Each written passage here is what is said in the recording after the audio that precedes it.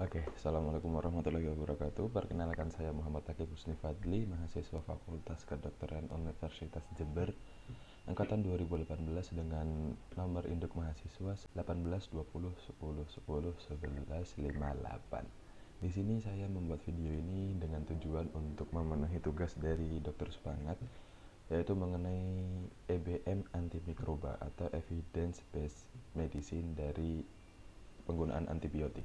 Di sini saya menemukan salah satu sumber dari Dr. Haryanto Paraton, spesialis onkologi. Beliau menuliskan ada dasar regulasi Permenkes nomor 8 tahun 2015 di pasal 6 mengenai penggunaan antibiotik di rumah sakit, yaitu setiap rumah sakit harus melaksanakan program pengendalian resistensi antimikroba secara optimal.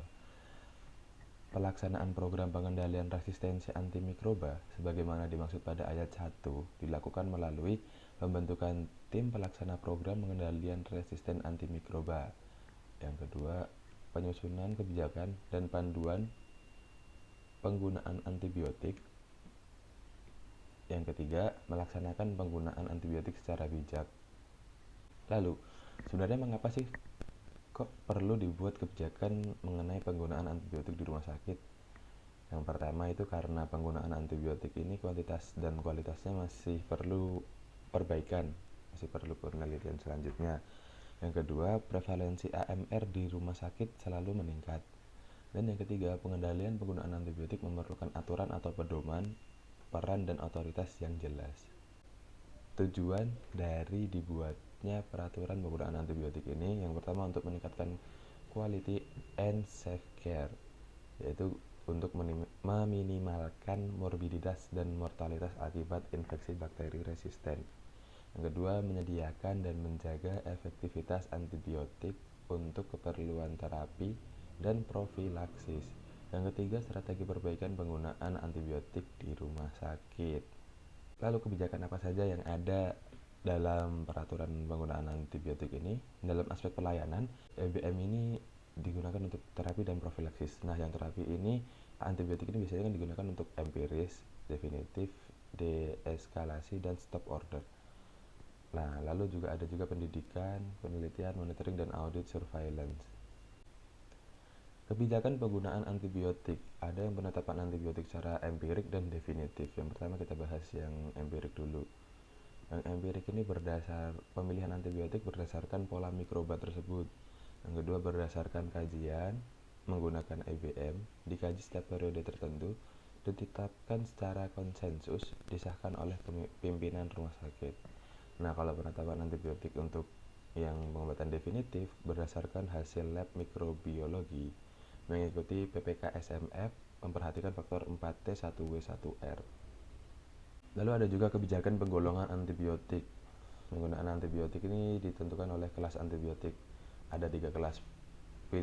Pilihan pertama atau first choice, yang kedua pembatasan antibiotik atau restricted antibiotik, yang ketiga antibiotik yang sangat dibatasi, reserve antibiotik. Lalu sesuai dengan kelompok antibiotik profilaksis dan terapi, sesuai dengan tata laksana penggunaan antibiotik, automatic stop order, pengadaan dan distribusi, formularium monitoring konsumsi antibiotik. Lalu kebijakan peresepan antibiotik. Apabila akan meresepkan antibiotik itu sebenarnya kita perlu beberapa pertanyaan. Apakah antibiotik itu diperlukan oleh pasien tersebut? Apakah sudah tepat untuk bakteri penyebab? Apakah memerlukan antibiotik kombinasi? Lalu jenis antibiotik apa sajakah yang akan kita berikan kepada pasien? Lalu dosisnya, rutenya, waktunya bagaimana? Lalu harga atau efektivitas dari antibiotik tersebut terhadap apa yang dialami pasien. Lalu kita harus mempertimbangkan juga efek samping dan resiko klinisnya. Memperhatikan juga resiko dari resistensi antibiotik tersebut. Apakah antibiotik tersebut tersedia atau sesuai formularium. Nah, ada juga antibiotik yang istilahnya mempunyai pedoman atau panduan khusus. Seperti untuk unit perawatan spesial memiliki pedoman antibiotik tersendiri, misal ICU, NICU Intermediate Care Isolasi Burn Unit HAI Community Infection, itu mereka memiliki pedoman antibiotik khusus. Ya mungkin itu yang bisa saya sampaikan. Atas salah kata, salah tingkah atau salah materi, saya mohon maaf, mohon dikoreksi buat dokter dan teman-teman. Terima kasih telah menyimak.